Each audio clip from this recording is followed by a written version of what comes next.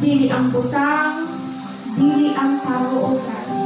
Kay ikaw o ikaw ang sentro ni ining tanan. Salamat o God, mukiyang pag-ampo Ginoo sa ngalan ni Jesus. Ang talang anak sa Diyos, mag-say Amen. Amen. Amen. So on,